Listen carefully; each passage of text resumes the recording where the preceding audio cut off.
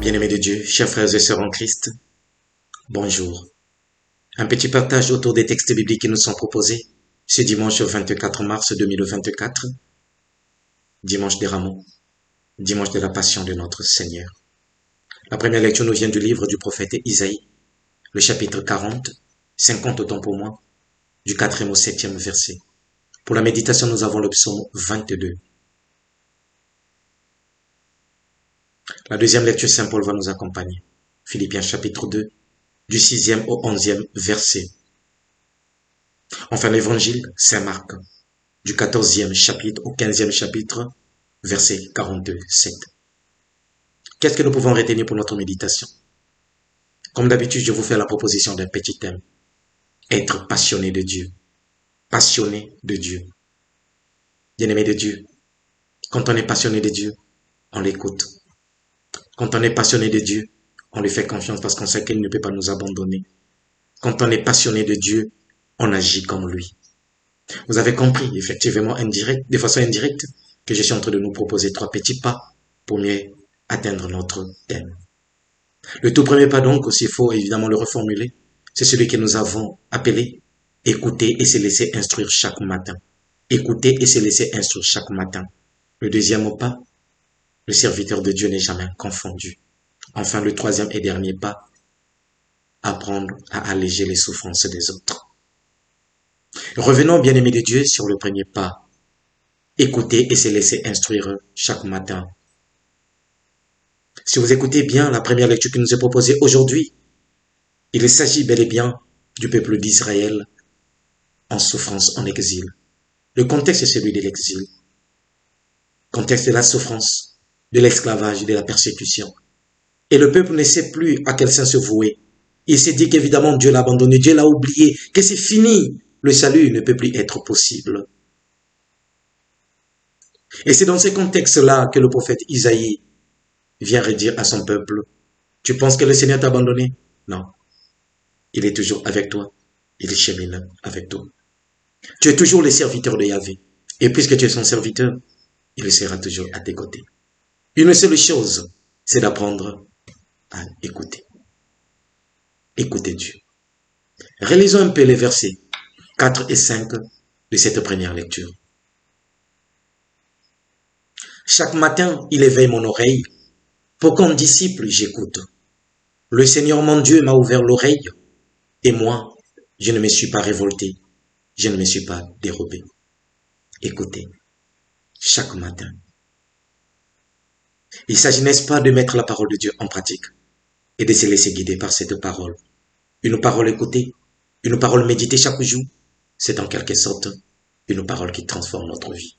Mieux encore, une parole écoutée et méditée chaque jour doit transformer notre vie et faire de telle sorte que tout ce que nous voulons mener comme étant action, que cela soit évidemment sous l'égide de la lumière de la parole. Lisons-nous encore la parole. Est-ce que chaque jour nous trouvons le temps pour Dieu, prendre la Bible, lire et laisser Dieu nous instruire, agir comme Dieu nous a dit dans sa parole, nous conformer selon sa volonté, selon la parole lue? Écoutez, l'écoute, ça nous fait penser. Deutéronome chapitre 6 verset 4. Le schéma Israël. Écoute Israël, le Seigneur est ton Dieu, l'unique Dieu. Alors, fais-lui confiance. Dans le psaume 94, on nous enseigne de ne plus fermer nos cœurs, de ne plus endurcir nos cœurs, mais d'écouter la voix du Seigneur. L'écoute. Ça veut dire que celui qui écoute bénéficie de la grâce de Dieu.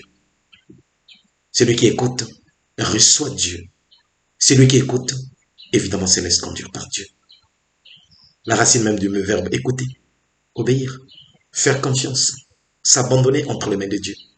Et si le Seigneur demande à son peuple, dans la souffrance, d'écouter, il sait ce qu'il est en train de faire. Toi et moi aujourd'hui, dans nos difficultés, dans nos souffrances, écoutons tout simplement. Laissons Dieu agir. Le deuxième pas, c'est celui que nous avons intitulé « Le serviteur de Dieu n'est jamais confondu ». Oui, c'est en lien avec le tout premier pas. Celui qui écoute, ça veut dire qu'il obéit, il laisse Dieu agir. Et quand nous laissons Dieu agir, quand nous laissons Dieu conduire notre vie, soyons sûrs que sa lumière sera toujours avec nous. Alors, il ne pourra jamais nous confondre. On peut dès lors comprendre pourquoi les premiers chrétiens bien-aimés de Dieu ont attribué ces textes du prophète Isaïe à Jésus, le serviteur parfait. Ce serviteur-là qui n'a rien dit, malgré tout ce qu'on est en train de lui faire subir. Il a tout accepté. Mais Jésus, avait-il été abandonné sur la croix ou qu'à contrer dans la tombe? Non. Derrière cette passion, il y a la résurrection. Pourquoi? Parce qu'il a été le serviteur fidèle. Sois fidèle à Jésus. Sois fidèle à Dieu. Tu ne seras jamais confondu. Isaïe 50, verset 7. On peut d'ailleurs comprendre pourquoi le psaume qui nous est proposé aujourd'hui pour notre méditation, c'est le psaume 22. Mon Dieu, pourquoi m'as-tu abandonné? Ah, vous allez me dire, mais attends, pourquoi, Père, vous proposez évidemment qu'effectivement ce psaume cadre bel et bien avec, n'est-ce pas, cette conviction que Dieu ne peut pas abandonner son peuple, alors que le cri ici est le cri d'un abandonné. Non, bien-aimé de Dieu, attention à ces psaumes. Ne nous arrêtons pas tout simplement au début, lisons le psaume du début jusqu'à la fin. Et nous allons découvrir que le cri ici, il s'agit du cri du peuple d'Israël. Le peuple était en exil. Le peuple est en quelque sorte comme un crucifié, un mort. Donc il n'espérait plus une vie après. Il n'espérait plus, n'est-ce pas, un salut après. Il se disait, c'en est fini. Ma vie est déjà terminée. Les promesses se sont éteintes. Et tout d'un coup, voilà la libération. Le peuple est sorti de l'exil à Babylone. Alors il n'en revient plus. Il s'est dit, attends, je rêve ou quoi? Non, j'ai crié. Alors le Seigneur m'a écouté. Pour mieux comprendre cela, prenons le même psaume, les versets 22, 23 et 24. Verset 22. Même tu m'as répondu. Même tu m'as répondu. Au début, il a dit quoi? Mon Dieu, pourquoi m'as-tu abandonné? C'est un cri, il lance un cri. Même tu m'as répondu. C'est le peuple d'Israël. J'avais lancé un cri quand j'étais en exil à Babylone, dans ma souffrance. Mais toi, Seigneur, tu m'as répondu. Tu m'as sauvé. Tu m'as aidé. Verset 23. Et je proclame ton nom devant mes frères. Je te loue en pleine assemblée. Je te loue. Ça veut dire qu'évidemment, les promesses de Dieu se sont accomplies. Mon cri a été exaucé. Et Dieu a agi. Verset 24. Vous qui les craignez, louez le Seigneur. Oui, moi, je bénis l'Éternel, mais ça ne suffit pas. Vous qui les craignez, vous qui mettez votre espérance dans le Seigneur, vous qui lui faites confiance, louez-le. Il agira. Dieu ne confond jamais son peuple. Dieu n'abandonne jamais son peuple. Jésus lui a fait confiance. Tout ne s'est pas arrêté avec la passion. Cela me fait penser au psaume 117, verset 7. Dans mon angoisse, j'ai crié vers le Seigneur et il m'a exaucé. Il m'a mis au large. Le troisième pas, allégeons les souffrances des autres. Bien-aimés de Dieu, je voudrais avec vous, ici, pour commenter cette petite partie, reprendre le prophète Isaïe. Cette fois-ci, au chapitre 53, verset 5. Ce sont nos souffrances qu'il a portées. C'est de nos douleurs qu'il s'est chargé. Et nous l'avons considéré comme puni, frappé de Dieu et humilié. Mais il était blessé pour nos péchés, brisé pour nos iniquités. Le châtiment qui nous donne la paix est tombé sur lui. Et c'est par ses blessures que nous sommes guéris. Le Christ a allégé nos souffrances. C'est pour notre libération qu'il va endurer toutes les souffrances. Et l'évangile de la passion nous le rappelle une fois de plus ce dimanche. Saint Paul, probablement méditant sur ce même texte, arrivera lui aussi à dire, 1 Pierre chapitre 2 verset 24, il a porté lui-même nos péchés en son corps sur le bois, afin que mort au péché, nous vivions pour la justice. Lui, par ses blessures, nous avons été guéris. Jésus nous a guéris par sa souffrance. Il y a des souffrances qui libèrent, il y a des souffrances qui sauvent. Est-ce qu'il nous arrive de souffrir encore aujourd'hui pour les autres?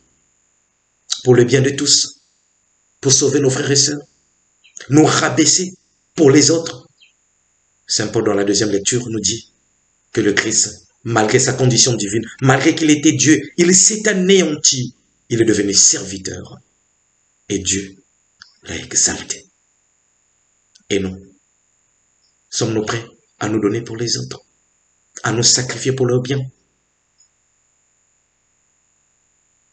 Le Seigneur s'est appuyé sur son Dieu. Le serviteur dans la première lecture s'est appuyé aussi sur son Dieu. Et Dieu ne l'a pas abandonné, ne l'a pas confondu. Toi et moi, appuyons-nous tout simplement au Seigneur. Il ne va jamais nous abandonner. À nous d'alléger la souffrance des autres. Car mieux vaut s'appuyer sur le Seigneur que de compter sur les hommes. Mieux vaut s'appuyer sur le Seigneur que de compter sur les puissants, dit le psaume 117, du 8e au 9e verset. À notre tour d'alléger les souffrances de nos frères et sœurs. Arrêtons de prolonger la passion de Jésus. Car quand il y a des prisonniers qui sont enfermés injustement, c'est la passion du Christ qui continue. Quand il y a des jeunes ou la jeunesse abandonnée au chômage, à la délinquance, c'est la passion de Jésus qui continue. Et nous sommes en train de torturer encore Jésus. Quand les élèves sont abandonnés dans les écoles, sans suivi, sans cours, c'est le Christ qui est en train d'être crucifié. C'est la passion qui continue. Quand il y a des salles de classe dans nos écoles, sans table banc, et que les enfants sont assis à même les sols, alors que nous sommes parfois dans des pays producteurs de bois, c'est la passion du Seigneur qui continue. C'est le Christ qui est encore maltraité. Quand il y a des malades qui sont abandonnés dans les hôpitaux, c'est la passion du Christ qui continue. C'est le Christ qui est châtié. Et quand le retraité n'est pas payé, ne reçoit pas sa pension, c'est la passion du Christ qui continue. Quand effectivement la veuve est chassée de la maison pour des raisons fallacieuses, c'est la maison de mon oncle, c'est la maison de notre Ngwakaji, de mon frère ou de ma sœur.